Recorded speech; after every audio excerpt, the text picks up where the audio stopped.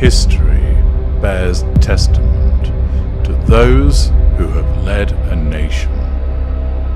From the early kings that united warring tribes to create some semblance of a nation, to those that have caught the spirit and essence of their people and turned it into the ingredients to forge empires. We have seen those who have risen to lead.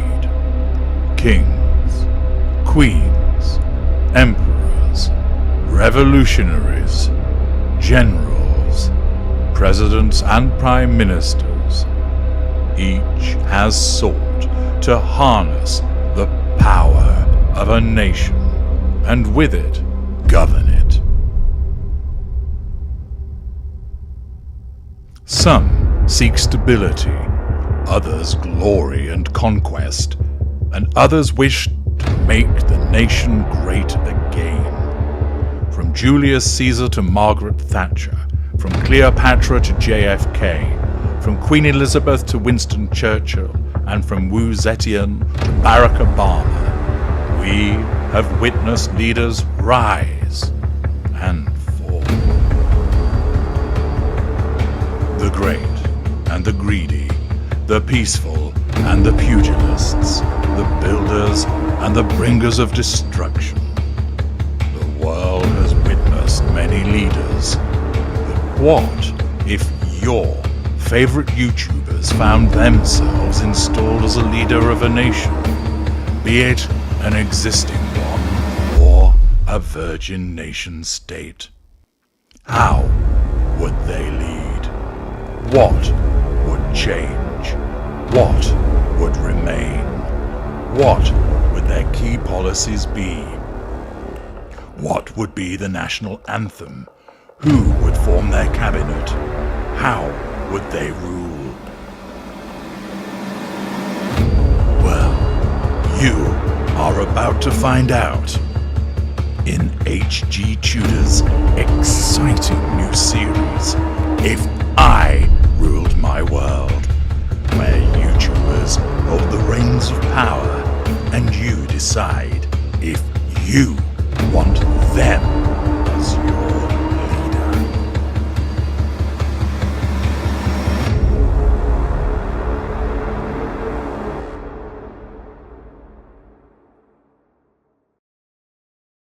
Hello, I'm HG Tudor.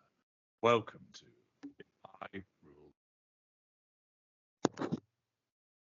An opportunity for you to learn more about what various YouTubers would if they were the ones holding the reins of power. Today, those reins of power in the hands of Neil Sanders, who ordinarily provides us with views about conspiracy theories. Might we be seeing some of that influence in the nation that Neil now, whether it's a fictional one or an existing nation on planet Earth that he's decided he's going to take over and improve? Hello, Neil. Welcome to you. Hello. Thank you very much for inviting me back. Not at all. Pleasure, as always, to speak to you. Now, let's get underway. This new nation of which you are ruler, whether you've taken it in a coup d'etat or you've democratically given the reins of power, what's it called, this country? Well, this is the thing. I've decided to go with a new fictional country, and obviously, you've got to have a touch of your own sort of name in there. But I didn't want to come across as arrogant or anything like that, so I rejected certain ones. I was going to call it Neil-the-Lands, but I thought that was, and then I thought Neil Caragua, or Neerland, or the United States. But I thought that's all a bit sort of comes across as arrogant, really. So I decided Sanders Lucia. I think that's Sanders Lucia, like Andalusia from Spanish Bombs by the Clash. Right, okay. I quite liked Neil Caracua. That was a good one. But Sanders Lucia. Yes. Okay. And what's the capital of Sanders Lucia? Well, again, I didn't want to be completely arrogant, so I've decided to call it Manilia, after Manila. Okay. And what's the significance of Manilia? Nothing, just that it's Neil in there, and I thought that's a way of Okay. arrogantly getting my name into the name of the capital city. No problem. Okay. Now, within Manilia in Hmm. Santa Lucia, what's your seat of power? What did you mean by this? I wasn't. Did you mean like what was the building like, or what would this sort of Well, it's democratic open to your process be? interpretation. For instance, you might decide my seat of power is a golden palace by a shimmering lake, or alternatively that it's a beanbag with with Captain Scarlet on or something like that. So Well, it's open to your interpretation. So Well, I did think that you'd have to have some sort of large, grand building because, like, what's the Hmm? point of having a country if you're not going to sort of like be a bit ostentatious and flash? Yes. So you've got to have that, and I kind of like the idea of like Stalin-esque or just prior to World War. I like dictatorial artwork. I like sort of Big Brother type artwork and stuff like that. But I Yes. appreciate that that would give off sort of slightly odd vibes. So maybe a sort of compromise, maybe pictures of me, but sort of doing a thumbs up or something like that. Okay, right. So basically, would you have would there be photographs or would it be woven into an elaborate tapestry that's hung up Oh, behind you? everything and all. Everything. In fact, yeah, absolutely. My friend of mine, right? This is years and years ago. It went out. Like it shows you how long ago it was. Went out on Halloween for dressed as an SS officer, and he had a large picture of himself dressed like that in front of a globe, and he hung it behind his desk at work. So he was the manager of a small newspaper, and yeah, that gave off the right vibe.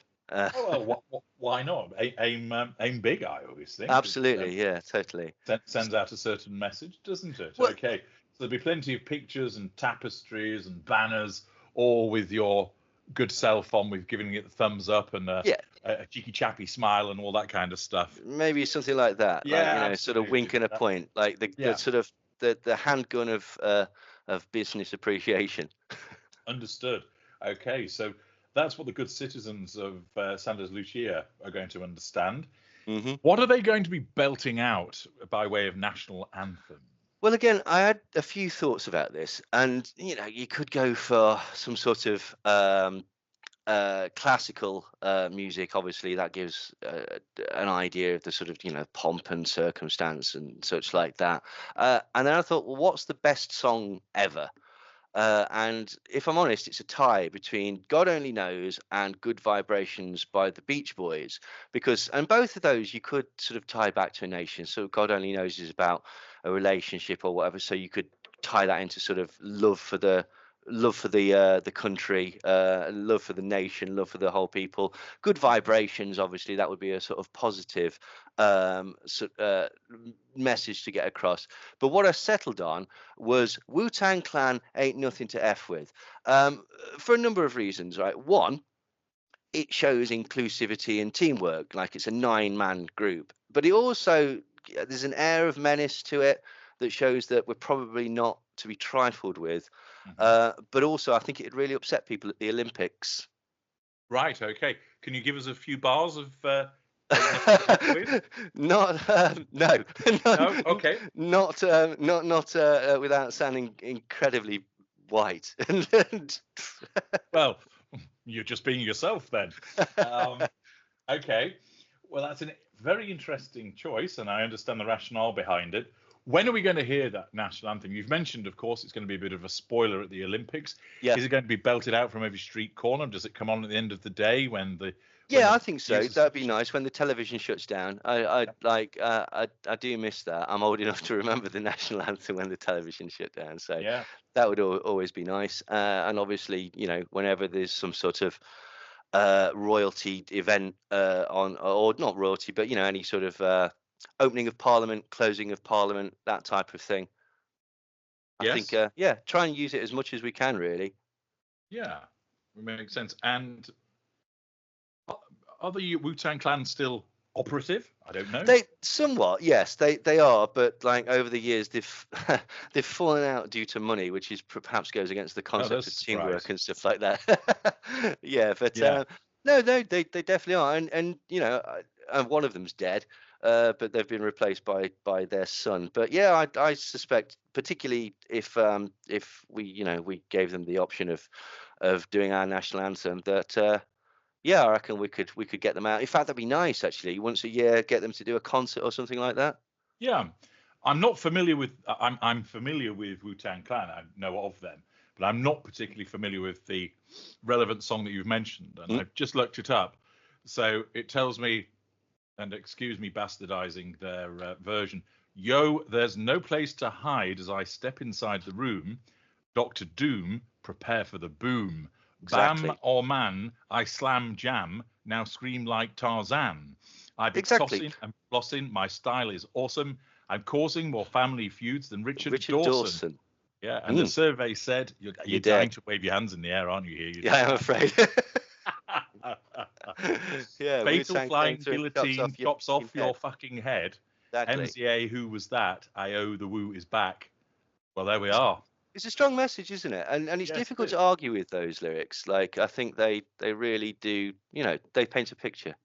Yeah, okay. It's as you say, a strong song for the nation. So Something that we can all unite behind as well. I think. You know. Okay, understood. What's your national dish, Neil?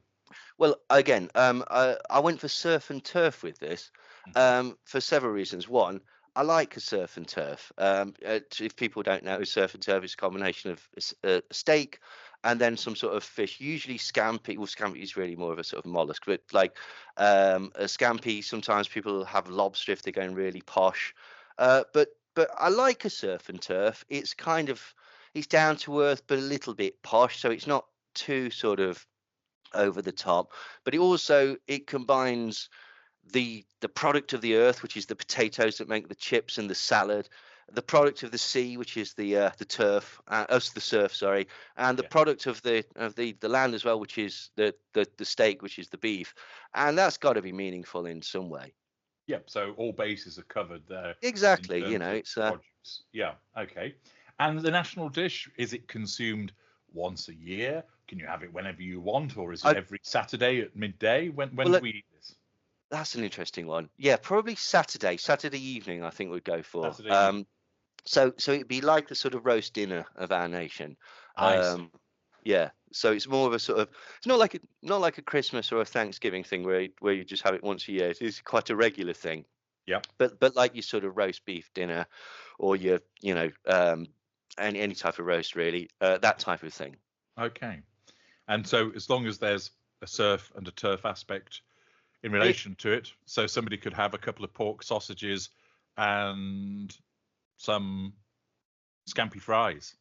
Yeah, absolutely. That would be appropriate. Yeah. Yeah, no, exactly. Anything like that. And again, if you wanted to sort of take the sort of meaning of it as well, it's representative of various trades. You know, your workers, your fishermen, your crop farmers, your livestock keepers, your slaughterhouses and stuff, which is vaguely Soviet.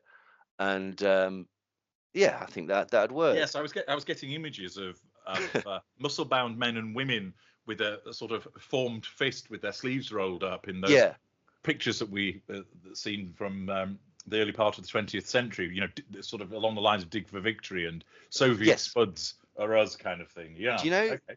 You know, in 1984, the 2 + 2 = 5 concept, that was actually taken from a real Soviet propaganda poster.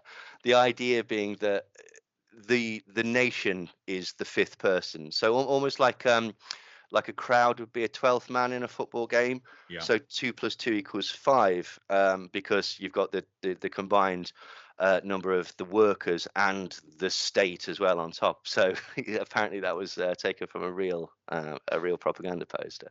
Interesting. So I'm sensing a sort of Soviet influence in this country of yours.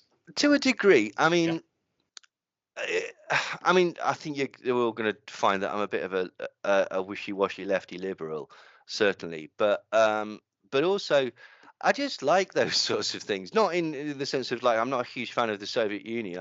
I'm fascinated by, because I'm interested in mind control and stuff like that, systems like Stalinist Russia and like Nazi Germany, and even sort of Maoist China and stuff like that. These huge cult of personalities, and how entire sort of nations can be brainwashed and stuff like that. I just find that fascinating, to be quite honest. Understood. What about the national animal, Neil? Well, here we go. and again, like I didn't know quite what to go with. Like you've got your options for your sort of mythical beasts, your dragons and your unicorns and stuff. So I thought maybe a griffin might be quite good. And then obviously lions or horses or eagles, like in America or something, would be an idea. And I thought initially a Komodo dragon, just because I think Komodo dragons are pretty cool, to be quite honest. But then I thought, no, let's go a bit more literal with this. And I thought that our national animal would be Tilikum, the orca that killed its trainer at SeaWorld.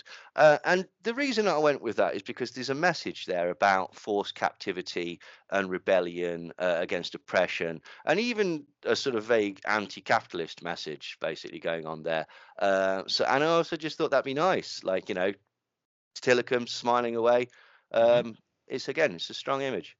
Okay, so the orca whale was Mhm. and that particular one as the national animal. Is it the case that people will stand around making whale noises in appreciation? Oh, I'd like that. I'd not even Yeah. thought about that. But yes, like this sort of singing. I don't even know if that's orcas, to be quite honest, but it doesn't have to be specifically accurate. But that would be really patriotic, I think, if we all Yeah. sort of sang around and sort of howled like lost whales. Yeah, I really think that says something about a nation, I think. Okay. Let's turn to the question of your flag. Take me through Again, your flag.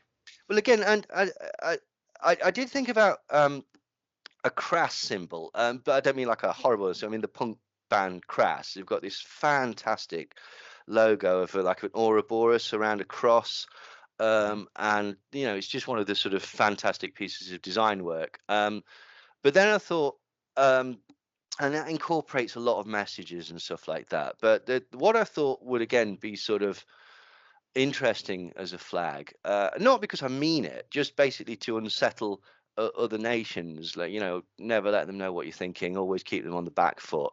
I just thought a hand, potentially my hand, crushing the entire planet, and again, just so that people never really know what we're thinking.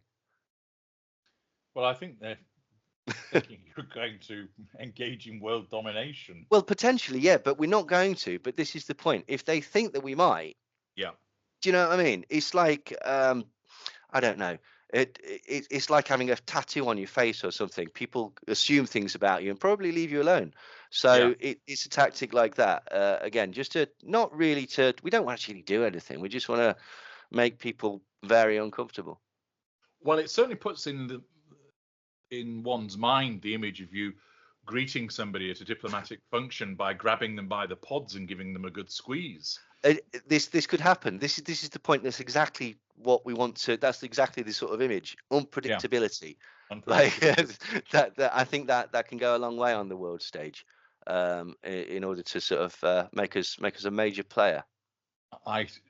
I should suspect that some enterprising soul would make a fortune selling cricket boxes at whichever functions your diplomats go to ensure that their pods are protected. With a picture of Tilikum on them. Yeah, exactly. Yeah. This is just, it's all coming together. Or if you manage to get in there and give their pods a good squeeze, they will make a noise like a whale, won't they, in response? So it's all coming together. Brilliant. There you go. This is serendipity. Okay, now, with the scene being set here with people making noises of whales and hands crushing the world or somebody else's world, what's your national motto, Neil? Right. Well, I had a couple. The first one that came to me was "You'll always find us out to lunch," which is obviously a reference to "Pretty Vacant" by the Sex Pistols. Just because I think that's quite a nice little phrase. A friend of mine suggested, "It's not what you know, it's what you can prove," which is also quite nice. I like that. Yeah, it is a good one, isn't it? It does roll off the tongue. The one that I went with though. Was think positive. Now, it's for two reasons. One, because obviously that's sort of, it just helps you. Thinking positive is one of the sort of best things that you can do. It's a cruel world out there. And unfortunately, you're there on your own. And although it sounds sort of trite and stuff like that, there are conditions whereby basically you kind of got to sort of pull yourself up and think positive. And so obviously there's those sort of connotations to it. But where the phrase comes from is from a song by a band called Rich Kids on LSD, and the song is about the world going to hell, but it's all right. You might as well just have a laugh anyway. And so obviously we've got the motto, and I think that the song could also be incorporated into. It could be like our version of, say, Jerusalem or Land of Hope and Glory. And so it would be played at the last night of the proms and Yes. anywhere where there's sort of any sort of big nationalistic fervour. I suppose, again, putting it within your existing framework, that your diplomats, when they meet somebody and they go in for a pod-crushing hand grip, they could whisper in their ear, "Think positive," whilst Exactly. that person's... Yeah. Exactly. I think that's it. And again, and then they can respond making a whale noise as they're subjected to the grip of Sanders Lucia. So yeah, fabulous. Yeah, I'm liking this more and more. Very good. Okay, so we've got the national motto, "Think positive," but where's this going to appear? Is it tattooed on people's foreheads? Is it over the doorways? Is it on letterhead? Where will we see this motto? Well, I think you'll see some very, very sort of nationalistic people maybe tattooing it, like it'd be like the equivalent of the bulldog tattoo, wouldn't it? It would be Tillicum with "Think Positive" underneath it. And, you know, it's one of those things where potentially this might get sort of taken up by far right groups and the meaning in many ways sort of corrupted. But actually, you know, that's not what the original symbol was about. So, yeah, you might see that potentially on money, like Pluribus Unum or something like that. Potentially under the badge of the national football team. So yeah, I mean, although I actually quite like the imagery and the iconography of your sort of dictatorial sort of states and stuff like that, I'm not. I oppose that sort of thing. It would actually be heavily democratic. It's just kind of like an in-joke. We're sort of trolling the rest of the world. Like sort of like an internet thing, really, almost. So there's a fine line with sort of ideas of nationalism and such like that, because there's nothing wrong with it, and it can be, if you've ever been to, say, a national football game or anything like that, there's nothing more uniting and more incredible and atmospheric and brilliant than sort of being there, sort of following a team. Obviously, when people sort of use that as an excuse for horrible things, it's a different school of thought. So the way that it would be all connected is a sort of proud, but not it's not the be all and end all. Do you know what I mean? It's the national pride doesn't get to the point of aggression or xenophobia or anything like that. When you mentioned about think positive, what it put in my mind immediately was that you would have some kind of manual that's prescriptive for good living within Sanders Lucia. And on the front of it, think positive, along the lines of "Don't panic" on the front of it. Yeah, I was just thinking about that. Yeah, actually, free towel for everybody, obviously. But it does also sound a tiny little bit like the sort of Chinese Red Book or whatever. Or even like Dictionary 3 from 1984. So this is always the problem. But I mean, I'm sure we'll come on to this as well when we're talking about the sort of like foreign policies and stuff like that. It's a complicated old world, and sometimes the best of intentions can have really, really seriously bad outcomes, and often sometimes the other way around, really. This is it's a very interesting set of questions. Good. We're now going to turn to your National Day.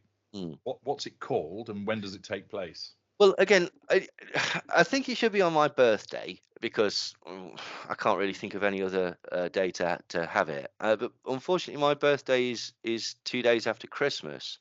So again, I didn't want to sort of rubbish anybody's beliefs or anything. So I rejected the idea of calling it Super Christmas. I thought that was I think that was a bit too arrogant. Mm. But it's the day after Boxing Day, essentially. So it would just be called Neil's Day.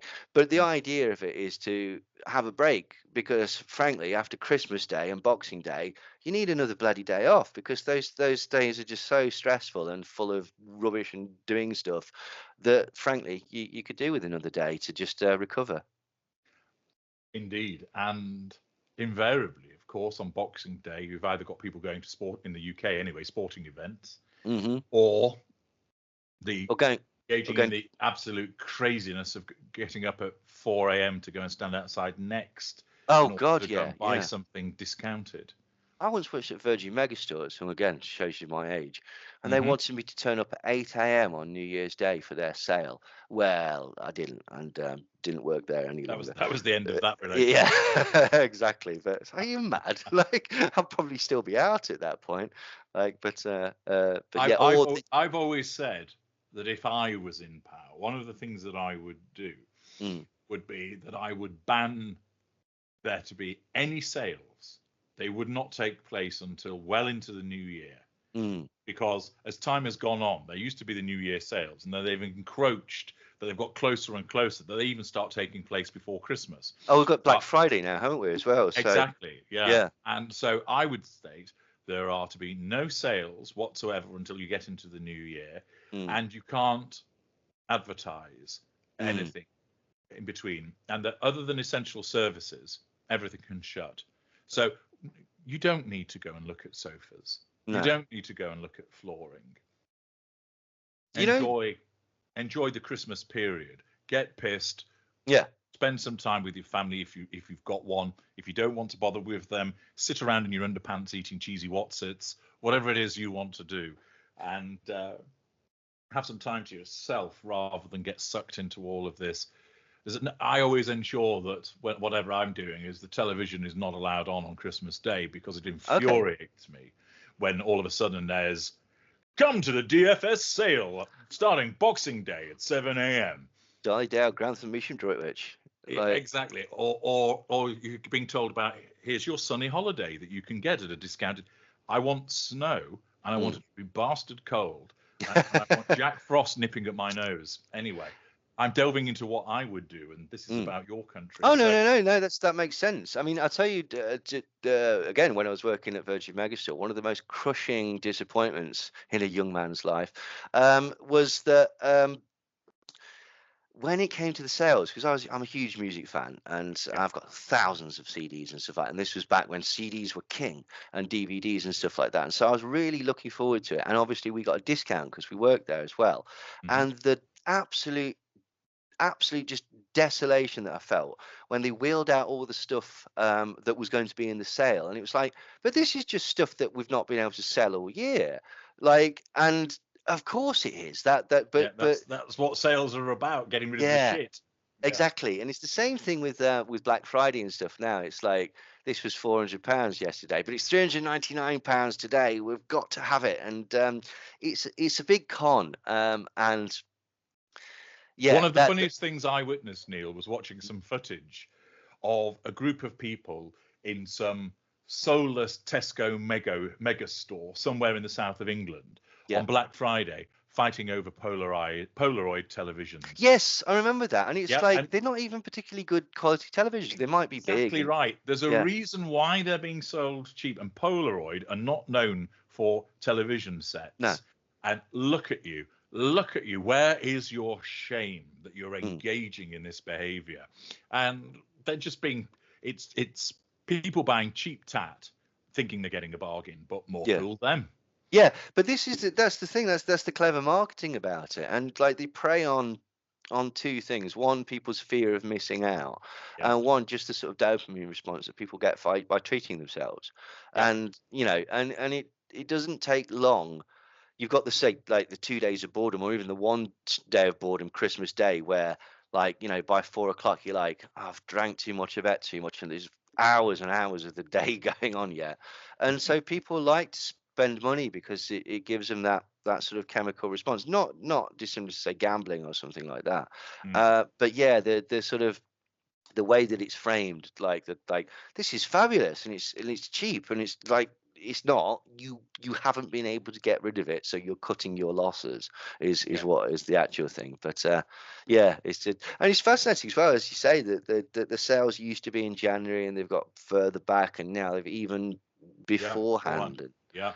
and Well, one of this- my favorite things to do, because I often enjoy deflating people, is that when they turn up and they go, look, I bought this sheepskin jacket. Mm. It was £500. I've got it for £200. And I say, well, you've just wasted £200 because it doesn't suit you. You know, or did you really need it? Did you Yeah. really need that back scratcher Wow. from the body shop? And it's kind of like, no. So you've not got a bargain at all. You've fallen prey to the marketing machine, which is, we're going to attempt to make you feel good about parting with money to buy stuff that we've not been able to sell to you in the rest of the year, and you've fallen for it. Yeah. And I love pointing out to people that you've not got a bargain. You've just wasted X £100. Yeah, I'm afraid you're right. Absolutely right as well. Like, but again, it's framed as like, and then everyone will hate you. Now, talking about money, what's the currency of your fair nation? What's that? I don't know. Oh, that's an interesting one. I'm not sure. I'm racking my brain for a pun. I'd not thought about a currency actually. I don't know. We'll see if we can't come back to that one. 'Cause All I right, can't then, think of a okay, funny you one can't off the top that. of my head. Whilst you're trying to work that out, would you have any idea of who would appear on your lowest denomination note? Would it be a person? Would it be a thing? Would it be an object? Oh, yes, I think a thing, a person, somebody that's Rick Mail, because I really like Rick Mail, Okay. and I just think that'd be nice. Like, so our equivalent of like the dollar bill or whatever. So Yeah. So let's say, let's just say for the sake of argument that your currency is called Sanders. So a 5 Sanders note would have Rick on Yeah. it. Yeah. Okay. Well, in fact, 5 Sanders note one Sanders note would have Rick on. 5 Sanders would have the entirety of the young ones. Okay. I think, and yeah, I think that'll work.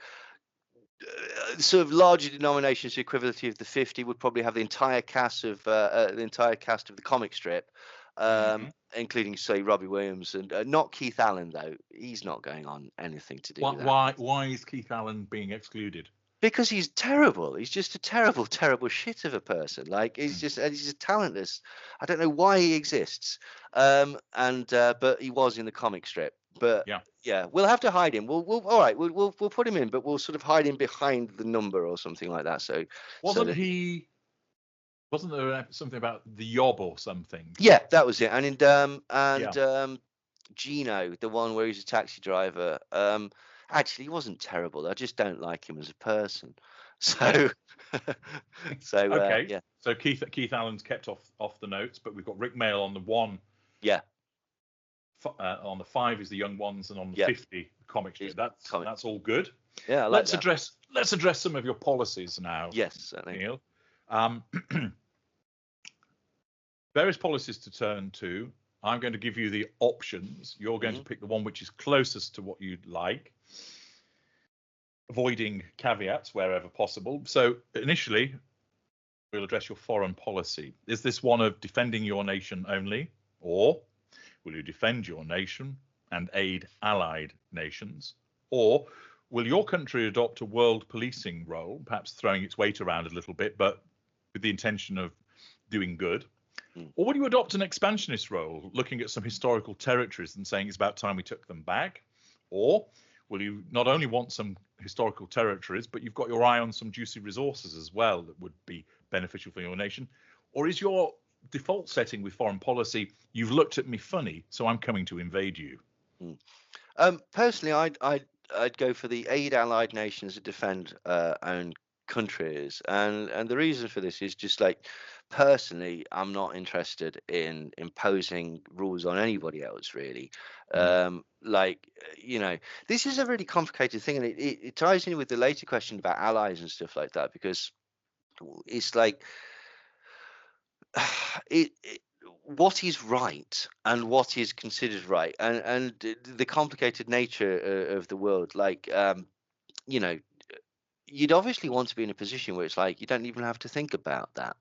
like, you know, everybody's sort of settled, and I'm not going to pinch anything of you, and you're not going to pinch anything of me, and nobody's going to. We can all trade resources and stuff like that.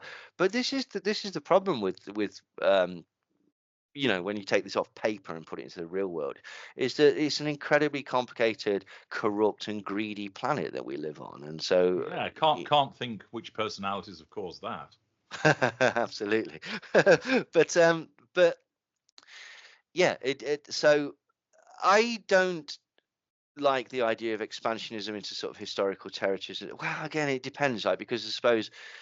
So what are you saying? Are you saying that Ireland shouldn't be united? No, I think that Ireland should be united. Like, I don't think there should be a Northern Ireland, um, for example. So, yeah, it's a tricky one. I don't like the idea of a world police thing as well, because then again, the problem is that basically, like, you know, power corrupts.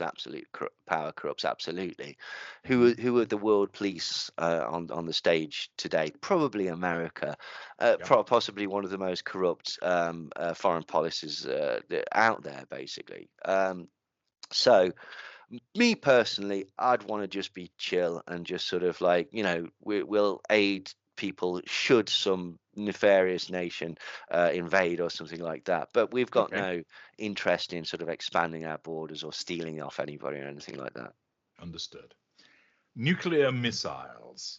You don't have any, or you have them, but it's deterrent only. You will never actually use them, but you don't let that be known. Or if somebody fires nuclear weapons at you, you're going to launch yours back. Or any opportunity. I've got an itchy trigger finger here. It's time to nuke somebody.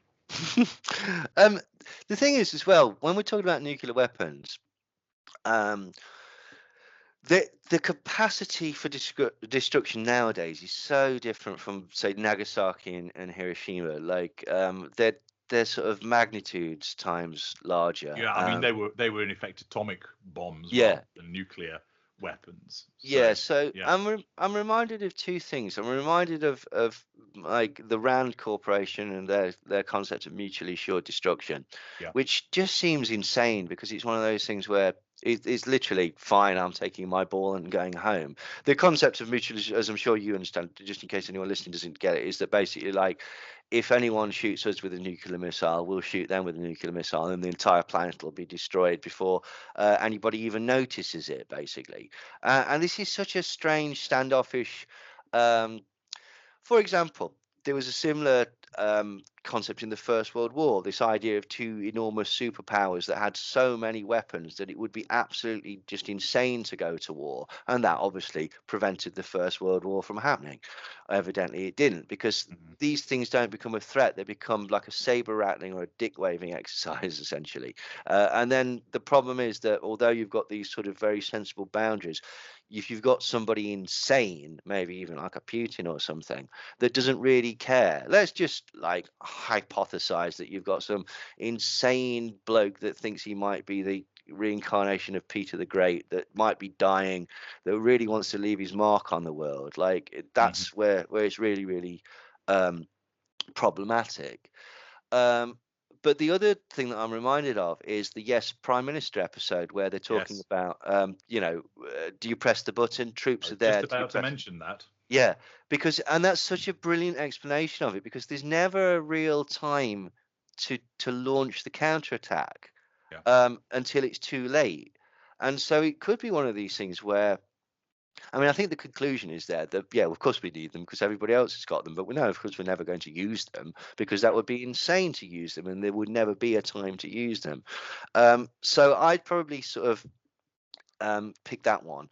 Deterrent only. Deterrent only. Yeah. And it is a very fascinating thing, because it's like, it's such a destructive weapon that, I mean, one of my favorite films is Threads. You know, the film. Yeah, it's a real barrel of laughs, isn't it? Absolutely, yeah. It's a first date film, that is, really. Like, and that shows the fallout of a nuclear bomb in Sheffield. Oh, nearly £5 worth of damage. I thought that was but yeah. But yeah. Yeah. but the repercussions are not just the initial blast zone. There's the fallout, and then the nuclear winter that will be caused by. And my understanding is that it causes so much dust to sort of go up in the atmosphere. It creates like a sort of false cloud cover. So we'd probably finally solve global warming, ironically. But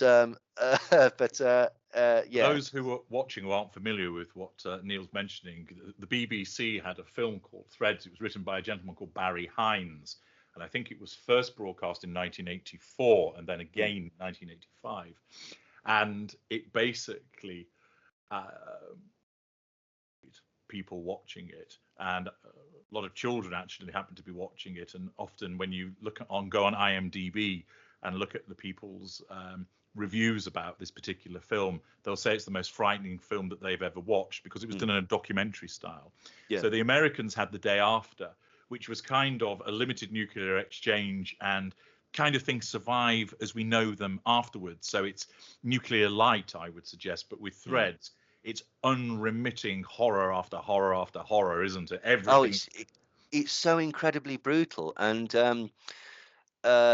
it was that sort of period in television where it was very much like, we're going to show this. These burnt corpses and and people dying of radiation sickness, and the hospital scene where they're amputating people without anesthetics, and they're pouring salt into a bucket to make saline solution. There's just blood everywhere. There's no power.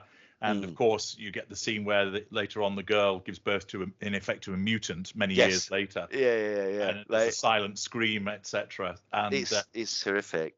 Yeah.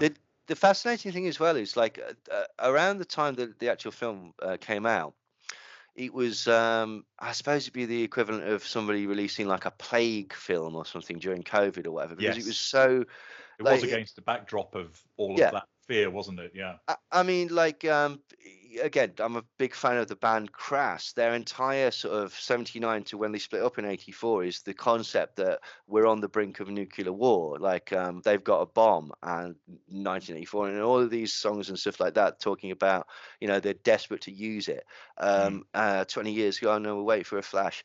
Like, it's it was a real paranoia that was I think in America as well, weren't they? Was this the time that they were doing your duck and cover crap and stuff like that? Yes, duck and cover, and obviously in the UK it was protect and survive. Yeah, I've got a copy of that manual. It's ridiculous. It tells you to literally to paint your windows white to stop a nuclear blast.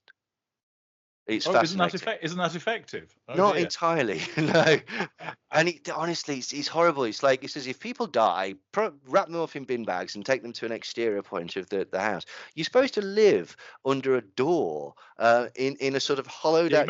In a refuge, don't you? Where you take off a few doors and make a lean-to and throw mattresses, because there's that point in the film where the father is frantically trying to throw stuff on when the bomb hits. And of course, the mother suffers burns because part of the house goes up. But it's such a. It was such a. The point of that.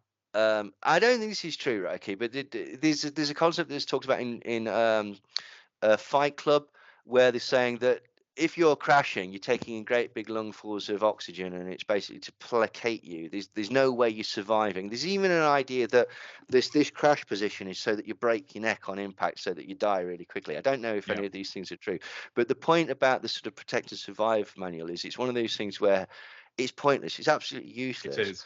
The idea is just to give it's something to do, and exactly. It's sowing hope. Yes, yeah. I mean, in many ways, it's kind of cruel. But if they just put out a book that basically said, "I'd just sit there and wait for the inevitable," it's not going to go down very well, is it? Like, so, yeah. It was interesting because I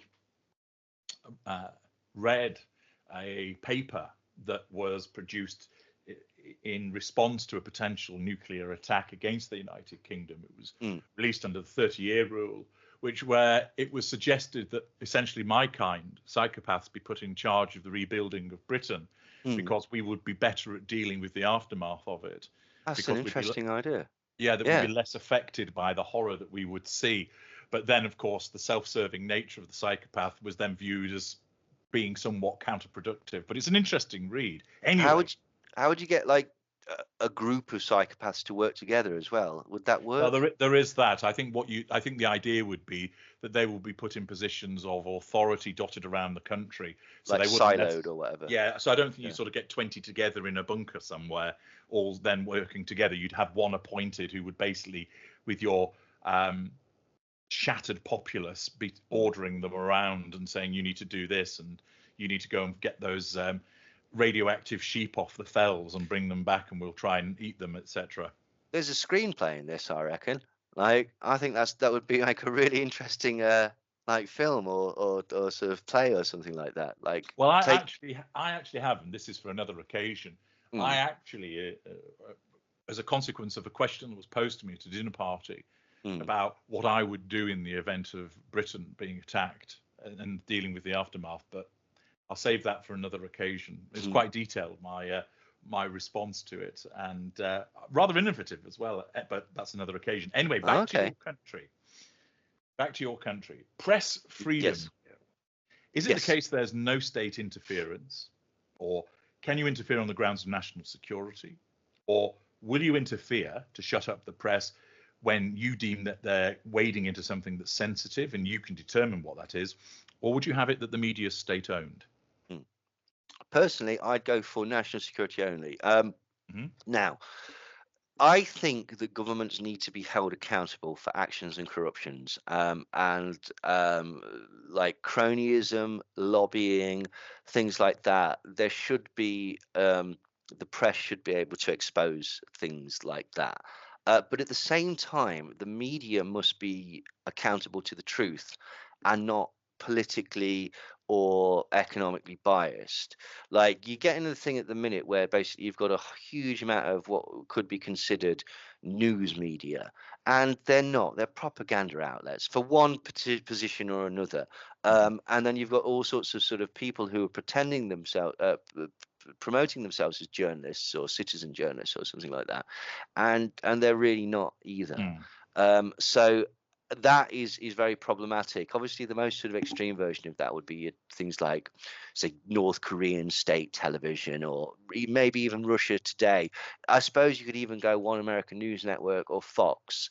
These are like the pure propaganda outlets, and that doesn't serve any purpose. The problem as well that we've got nowadays is that you've got a thing where basically people have been convinced that ratings are important, the amount of people watching is important, and that's not important. Like, the news should not be competing for viewers. They should be just basically like telling you the truth, imparting information in a way that is fair and balanced, to steal the ludicrous Fox motto. And so that's where I would fall, because I can see the possibility for corruption on both sides. And if you've got corruption in either of these institutions, it makes it essentially pointless, or not pointless, but ineffective. And so I'm very much for freedom of the press, but I'm also very much for accountability. So yeah. Well, that's perfectly clear. Religious tolerance, is there complete freedom of worship and expression, or does freedom of worship, save where people are provocative towards others, or your country's existing indigenous religion prevails but others are secretly tolerated, or is it your existing indigenous religion only, there's no tolerance, and indeed there's persecution of unapproved religions, or is the setting you worship me and only me? Yeah, I mean, the temptation is obviously to go full on Colonel Kurtz, but I think that what I would go for is freedom of worship and less provocative to others. Because again, personally, I don't care if you wanna. If that's important to you, that's fine. But what I don't want is, for example, Mormons saying that it's okay to force a child to be married, or human sacrifice, or chasing down albinos and cutting off their arms and legs to put in a stew or something mental like that. So an interesting show. Well, it would be. Yeah, that's not that's not a bad idea on our state television. But yeah, so that if you want to, like, do what you want to do, you do what you want to do. That's absolutely fine. But I don't really care. No, religion's not a big thing for you. Okay. Not really, but again, I understand that it is for some people, Yeah. and in the same way, you know, it's not for me. But black metal isn't for most people, and I love that. And if somebody said you're not allowed to listen to black metal anymore, I'd be crushed. So in the same way, you know, I'll listen to my stupid music made by silly men who listen to Dungeons and Dragons and wear armor. You do you. Like, Nothing and wrong with Dungeons and Dragons. no, fair enough. Mm. Okay. You're talking to a long-standing dungeon master here. You Oh, know. really? Oh, Oh okay. yes. Yeah. Oh, fascinating. Yeah. My Yeah. friend plays it. In fact, my friend was saying about it the other day. He's got a friend that acts as a dungeon master who's a published science fiction author, and apparently that's just near orgasmic for him. I've never actually played it myself, but It was yeah. It was a staple when I was a boy. I haven't played it in a long time, but you Mm. could understand that being dungeon master would very much appeal to somebody like me. There we Fair are. enough. Anyway, equality. Mm. Minorities are actively supported, they're protected, and they gain positive discrimination, or Mhm. minorities are protected by anti-discrimination legislation, or we promote ability, we're not here to fill quotas, or minority issues are ignored, it's too much hard work, or let's persecute the minorities, after all they're a nuisance and need stamping out. Again, personally, I would go for the second one. So minorities are protected by anti-discrimination legislation. I just don't believe in discrimination. I think it's lazy. I think it's a really transparent tactic that's used by others, fear of others, and a mythical sort of impression of these minorities as being one so incredibly overwhelming and powerful that they're going to literally alter the way of your life and there's nothing you can do about it. But at the same time, they're not powerful enough to actually have a platform to explain this. And so the problem is that the majority of times that discrimination against minorities is done, it's just transparent propaganda. On the other hand, I'm not a fool. Like, I do understand that human beings are complicated and nuanced beasts, essentially. And everybody likes their own privacy. Everyone likes their own sort of way of life and such like that. To the point, so minorities are positive discrimination that can often backfire, I think, and cause bad feeling and such like that. But again, personally, like I like immigration. I like multiculturalism. I like these things. I think it's fascinating. I still think that you should protect your own sort of things. Like, you know, I'm not suggesting that um, we destroy all national heritage parks and install limbo championships or anything. I don't know. Like, do you know what I mean? But this, it's a melting pot. The world is a melting pot, and that's what makes the world interesting. Right. Let's turn to your cabinet. Short form cabinet, 5 Yep. main positions to be filled. Who's your defence chief? Well, obvious, isn't it? Chuck Norris. Who's going to argue with Chuck Norris? An excellent choice, and one that doesn't really need any further explanation. Does it? Perfect. He's your army. So Yes, there we are. precisely. Okay. Who's foreign secretary? Well, again, with this, I thought that it's got to be somebody that's personable, easy to get on with, well travelled, hopefully sort of kind, intelligent, and funny. And the person that I went for was Michael Palin. Because I just think he, you know, due to his travelogues and such like that, he incorporates a lot of the qualities that I think would be good for a foreign secretary. And he'll tell a few gags as well whilst you're waiting for the Spanish ambassador to turn up with his Ferrero Rocher. So absolutely, yeah, totally, and hopefully some anecdotes about his time in the Pythons. Chief Scientific Officer, please. This was a bit of a strange one because, again, you want somebody that's qualified, somebody who's calm under pressure, somebody that is diplomatic, but also is grounded in science. I'd want somebody that, like, in all seriousness, when you're doing sort of science stuff like this, I would want to avoid any connection to any anti-vax stuff, any climate change denial, anything silly like that. I like people like, is it David Nutt is his name, the person that was he the drug czar essentially, but he's got some very, very sort of progressive ideas about how to deal with drug use, and I just think it's a more sort of balanced approach. But the person I would go for is Bernard Quatermass. I don't know if people are aware of who that is. There was a series of Quatermass. He's a scientist, a fictional scientist. He's dealt with aliens. He's dealt with telekinesis. He's dealt with the fact that the human race is probably seeded by insects from outer space. There were Hammer horror films like Quatermass in the Pit. Yeah. And through all of that, he maintained a incredibly British stiff upper lippedness, and I just think that Quatermass would be great. So while there's a multi-tentacled alien with 17 eyes, he continues to sip on his Earl Grey and say, Exactly. pleased to meet you. It's that kind of calm Yeah. under pressure approach. Yeah, Very okay. much so. Yeah. I could get behind that, certainly. Who's holding the purse strings? Who's the Chancellor of the Exchequer, Neil?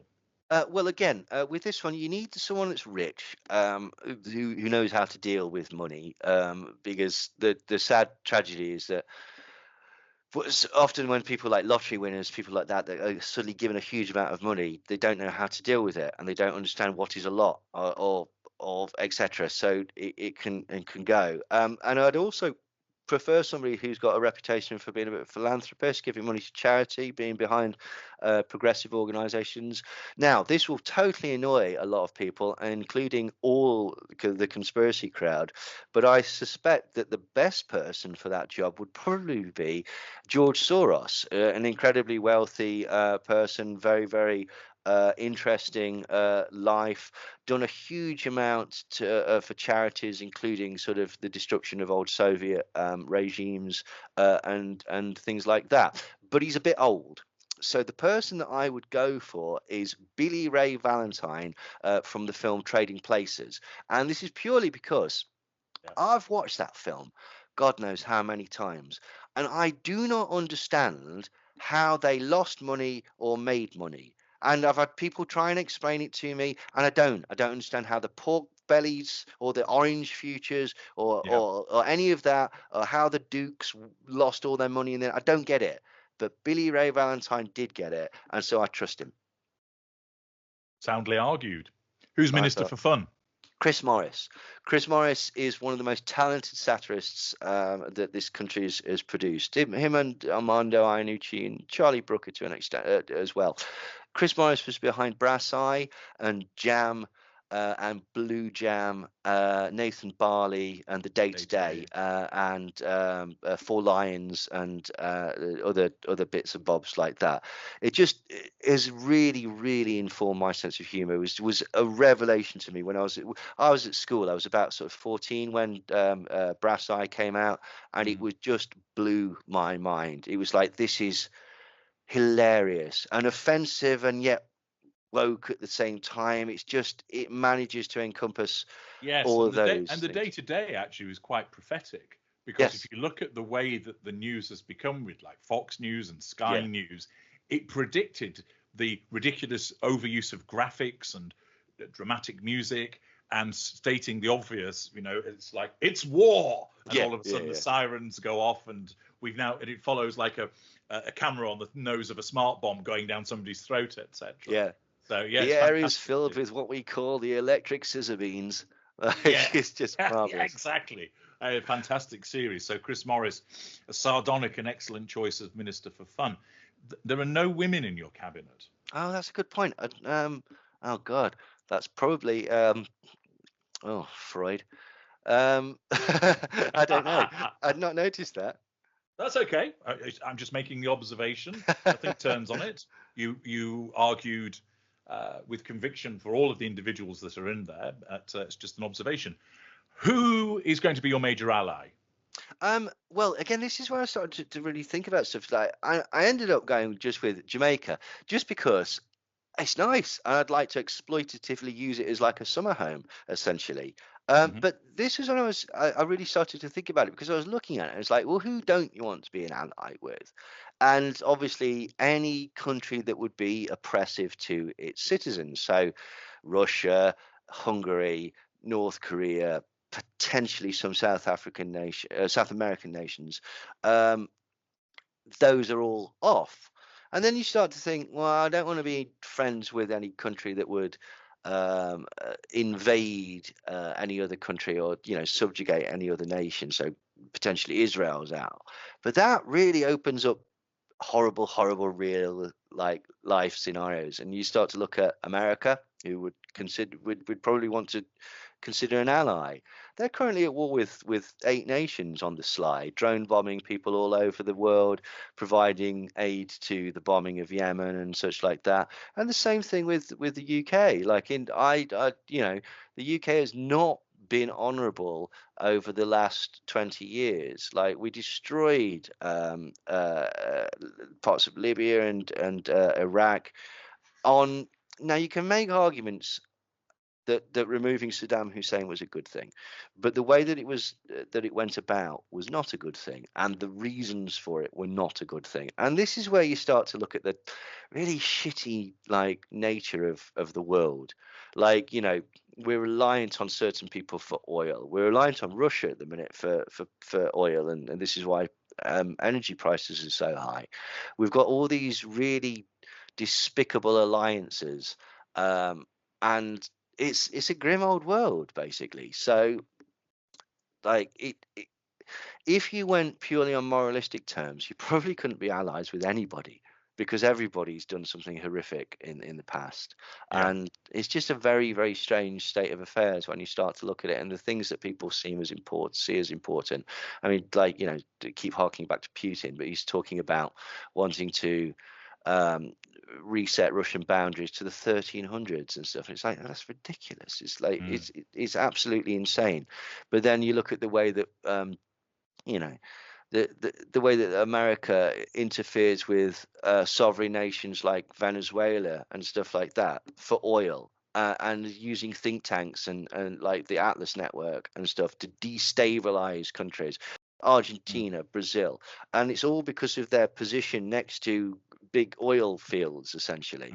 The long and short of it is that, sorry, I'm sounding like a first year uni student who's just discovered the world. But basically, but this is the point. It's like, the world is a very complicated and morally ambiguous place that is just very, very. There's no clear cut answers really when it comes to things like this.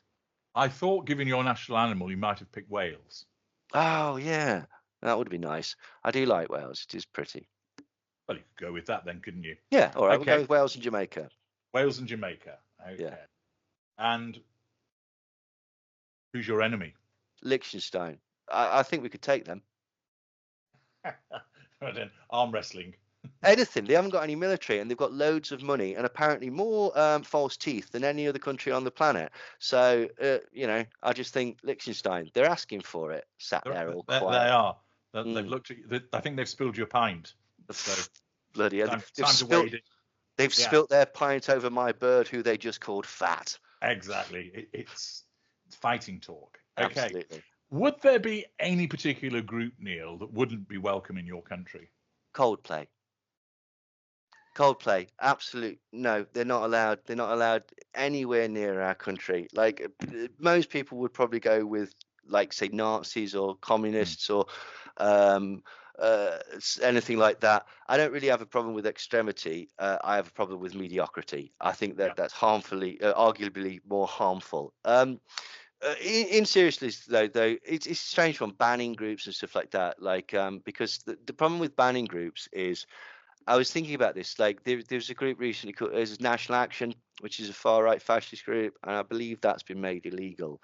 But it's not going to stop people. They're just going to rebadge it and move on to a different group named the same thing. I was thinking about sort of Vichy France and how that obviously the resistance was illegal. That would make me want to join them more. Do you know what I mean, and stuff like that. It's a very, very complicated thing. I think you summed it up neatly with Coldplay and your disdain for mediocrity. So I don't think you need go any further than that. Fine, we'll stick with that then. Absolutely, jolly good. Now we turn to your 5 foundation policies of your government, which can be anything you want. So what's the first policy, please? Everyone is entitled to a basic standard of living.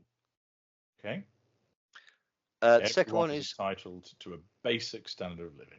Yeah, I think that basically all countries or the world is the distribution of wealth is disproportionate, and I think that most countries, if you got rid of like cronyism, wasting money on their friends and such like that, subsidizing large businesses, then I think most countries have the capacity to look after their citizens. And I think that when we have this relationship where you're supposed to feel sort of pride for your nation, or you're supposed to feel that it's done something for you or whatever, allowing you a place to live, fine, okay, I'm prepared to have that, but it's got to be reciprocal, basically. Like, what is the point of a nation if it doesn't look after the people that live Okay. there? So what's a basic standard of living then? Flesh that out. Nobody should be without heat. Nobody should be without food. Basically, like this bizarre thing. Actually, that there's this concept of universal basic income that's floating around at the minute, and in the conspiracy world that is hated.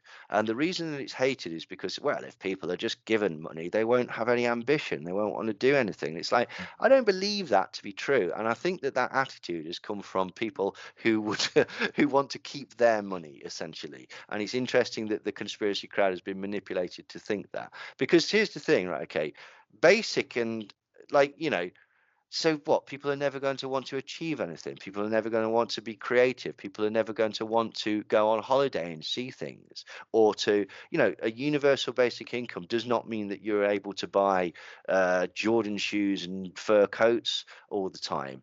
Like, it just means that you don't starve to death. And I think in the 21st century, like, that would be fair.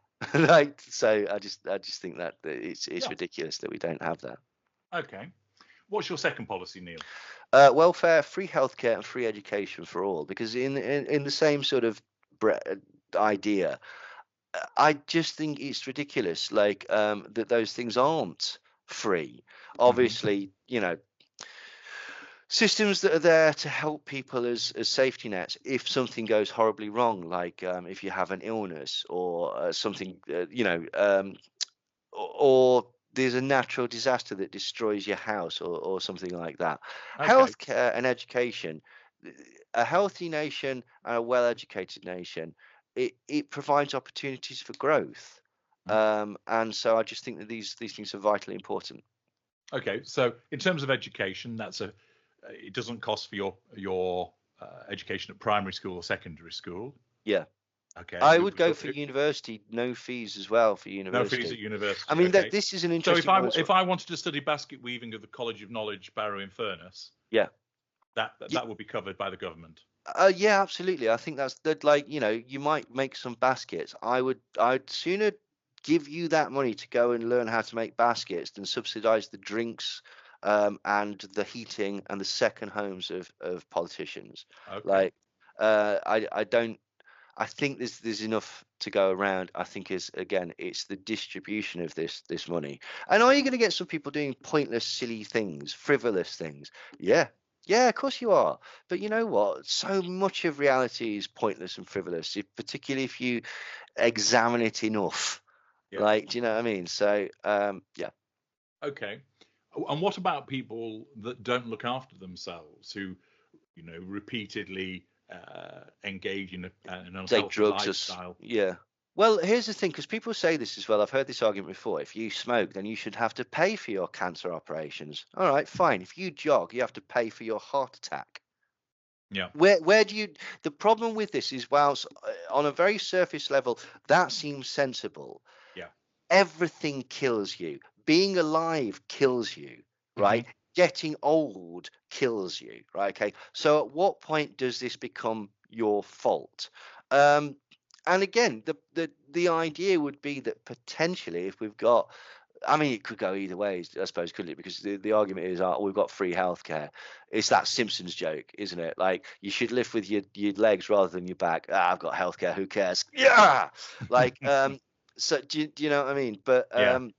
But at the same time, if we've got the free education and this encouragement for people to go out and achieve, hopefully people won't want to do that. If people do want to do that, that's fine. Like, it's up to them, really, because ultimately it's only really them that it's harming the most, isn't it? Okay. Third policy, please. Nationalisation of infrastructure, or at the very, very least, strong regulatory oversight. So I think that What comes in rail, infrastructure? Energy, uh, water, yeah, railways, roads. all of that, Yeah. like watching like quasi watching the sort of, I mean, look at the thing that you've got at the minute. You've got a problem with water in the UK, where essentially the regulator is hands tied to do anything. The rivers and the seas of the United Kingdom are teeming with human effluence, and there's nothing that the Environment Agency can do to stop that. Why? Because it's written into law that that can happen, and that shouldn't be the things that are happening. The government should not pander to the will of corporate entities to at the detriment of the services that they provide, simply to make their profits larger. And it's the same with the energy companies. It's huge corruption. You could even go with banking institutions and insurance firms and stuff like that. But the long and short of it is that a huge amount of the things that are supposed to make life simple or easy are actually badly run, and at the same time making huge amounts of profit, which simply isn't fair. I was reading over my breakfast last week about how Southern Water has struck a deal that it will import water from Norway Yeah. because of if there's severe drought conditions, which of course prompted an explosive comment section about how on earth can it be in a wet and rainy country such as Britain that you're importing water from Norway. But It does seem like something's fundamentally broken, doesn't it? it, Like, it would appear to be the case. Obviously it's the storage and the pipeline issues, not the actual amount of rainfall that you have. But anyway, yeah. what about policy 4? Tax the wealthy. No tax havens, no avoidance schemes. Anybody that earns above a certain amount, like they say the 100 million a year or whatever, gets a really, really aggressive 40-50% tax on everything earned above that. If you look at, it's one of these really, really annoying things. Again, if you look at the subsidies that go to, say, oil companies or large corporations and stuff like that, if you look at the wealthiest people on the planet pay the least amount of tax. Yeah. It's a scandal. It's an absolute scandal. And I mean, again, there's pros and cons to all of these, because people just go, oh, I'll become a tax exile or we'll leave, and it's like, fine, leave then, right? Okay, if we force Elon Musk to pay, then he will leave. Oh, there's bonus then, isn't it? Good, like, let him go. For example, there would be no need to get rid of the winter fuel allowance if we just taxed institutions in the way that they should be fairly taxed, and got rid of avoidance schemes. There's nothing necessarily illegal about a lot of these things, but they are sleazy and they are counterproductive to, an effective society, essentially. Okay. Well, that certainly would address one of the obvious points that I'll be making as to how policies 1, 2, and 3 were going to be funded. So Yeah. kind of touch that. What's your final policy, Neil? All amplifiers go to 11, like, because usually, you've got 10, 10, 10, 10, Yeah. all across the board, 10. Where can you go? Well, we go to 11. Go to 11. Well, with that parting shot, that certainly sets out the vision. Sanders Lucia, thank you for sharing that, Neil. Valuable viewers, you've heard in detail the vision that Neil has for his nation, where the orca whale is the national animal. You can chow down on a surf and turf, whilst belting out "Ain't Nothing to F With" to the Wu-Tang Clan. You're encouraged to think positive, and you can purchase items whilst Rick Mail and other members of the Young Ones are staring back at you. Cronyism and lobbying is going to be clamped down on, and there's a cabinet that has Chuck Norris in, which I'm surprised actually that Neil didn't say that Chuck's going to be cabinet member for all. Well, who can stop him once he's there? Well, that's right. He is that unstoppable force. Exactly. He wears a Wales wig, and Jamaica. Yep. Wales Yeah. and Jamaica are the major allies. Coldplay aren't allowed into the country. I think a lot of people could probably get right behind that as a policy. And there is a well thought out, even if you don't necessarily agree with it, set of personal foundation policies which seeks to support people whilst taxing the extremely wealthy. If that's the kind of country that appeals to you, you cast your vote in the community section and say, that's my version of utopia. I'm on my way. Or if you think to yourself, do you know what? I can't stand Wales and Coldplay. I really do like their music. Neil's just a big meanie that you want to topple his government. Well, then you can cast your vote. Neil, being the open-minded individual, will probably allow you to do so, because the only interference in press freedom would be on the grounds of national security. And you casting your vote, he's clearly a man that's behind democracy. Neil, thank you very much for setting out your comprehensive vision of your country. It's very interesting to listen to. Thank you very much for inviting me on. You're welcome.